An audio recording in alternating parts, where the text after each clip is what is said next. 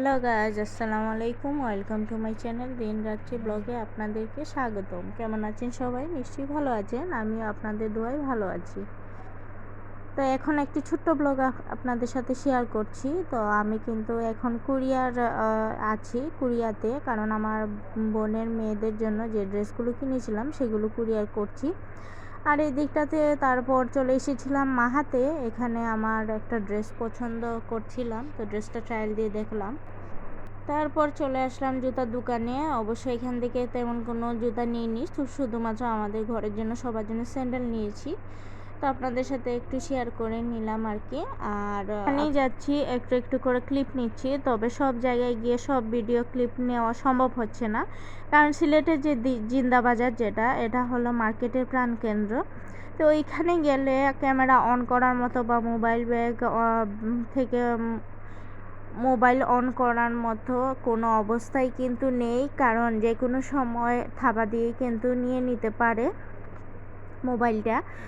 তো এত পরিমাণ ভিড়, তো ভিড়ের মধ্যে তো এগুলো করাই যায় না। তো যতটুকু পারছি আপনাদের সাথে অল্প অল্প ক্লিপ নিয়ে আমার ব্লগটা সাজাচ্ছি। আর এখন চলে আসলাম ঘরে একটু সবজি তৈরি করব। তো চিকেনের একটু বুকের মাংসটা যে জায়গাটা সেই জায়গাটা দিয়ে আর গাজর আলু দিয়ে সুন্দর করে একটা ভাজি বানিয়ে নিচ্ছি। তো এই সবজিটা দিয়ে আমি সিঙ্গারা বানাবো চিন্তা করেছি, সেই জন্য আজকেই মোটামুটি প্রস্তুতি নিয়ে নিচ্ছি। তো মার্কেটও করছি, আবার একটু একটু করে সংসারের কাজগুলো এগিয়ে নিয়ে যাচ্ছি, যেহেতু ঈদ চলেই আসলো। তো অনেক আপুদের দেখছি প্রায় ঈদের প্রস্তুতি পুরা মতোই কিন্তু নিয়ে নিচ্ছেন। তো আমি আসলে লেজি, আমার সব কিছুই একটু লেটে লেটে হয়, কারণ আমি এখনও আমার শাশুড়ির সংসারে আছি। সেই জন্য আমি চাইলেও অনেক কিছু আমার নিজের ইচ্ছা মতো করতে পারি না। তো সেই জন্য অপেক্ষা করে বসে থাকি কখন কি করব। তো মার্কেটিংটাও মাঝে মাঝে করে নিই, আর তার ফাঁকে রাতের বেলা চিন্তা করলাম আজকে একটু যদি সবজিটা করে রাখি, আগামীকাল আবার সুন্দর করে কিন্তু ডোটা রেডি করে তারপর সিঙ্গারাটা করে ফ্রিজ আপ করে রেখে দিতে পারবো। যেহেতু এগুলো ফ্রিজ আপ করার জিনিস, সেগুলো তো আর ঈদের দিন বানানো পসিবল না, এগুলো আগেই বানানো যায়। তো এখানে একটু পেঁয়াজ, তারপর আদা রসুন আর হলুদ মরিচ, তারপর ধনেপাতা, তারপর একটু জিরা, এগুলো দিয়ে ভালো করে ভাজিটা করে নিচ্ছি। তো আপনাদের কাছে প্রথমেই কিন্তু আমি লাইক চেতে ভুলে গিয়েছি, তো এখন লাইকটা চেয়ে নিচ্ছি। প্লিজ আপনারা যে যেখান থেকে দেখছেন আমার এই ছোট্ট ব্লগটি, আপনারা একটু লাইক দিয়ে দেখবেন প্লিজ। তো এখানে একটু কালি জিরা ছিটিয়ে দিলাম। কালি জিরাটা কিন্তু আগেই দেওয়ার কথা ছিল, কিন্তু আমি ভুলে গিয়েছিলাম। তো এখন দিয়ে দিলাম তেলের ভিতরে, মানে পেঁয়াজের ভিতরে। সমস্যা নাই, ঘুরে ফিরে তো সবই কিন্তু একই ডোতে ঢুকবে, তাহলে আর আগে আর পরে দিলেই বাকি।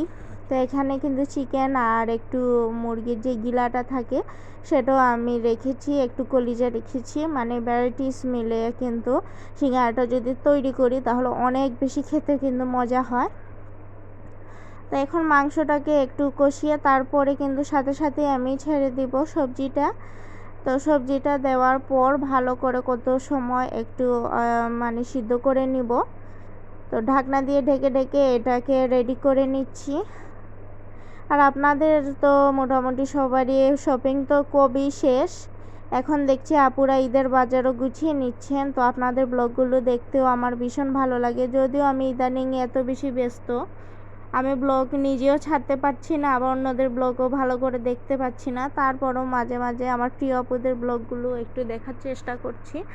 রাতের বেলা যখন সেহরি খেয়ে এসে বিছানায় শুই, তখন একটু একটু করে কিন্তু ব্লগগুলো দেখে নিই, আর একটু একটু লাইক করি, কমেন্ট করি। আর যদিও অনেক আপুদের ভিডিও আমি এখন লাইক কমেন্ট করতে পারি না, কিন্তু ভিডিও ঠিকই দেখি।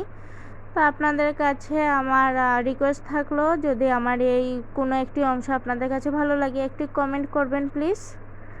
তো এই যে ভাজিটা করেই ফেললাম, সুন্দর কিন্তু সিদ্ধ হয়ে গিয়েছে। তো এখন এটাকে ঠান্ডা করে তারপর ফ্রিজে ভরে রেখে দিব। আজ এই পর্যন্ত, আল্লাহ হাফেজ।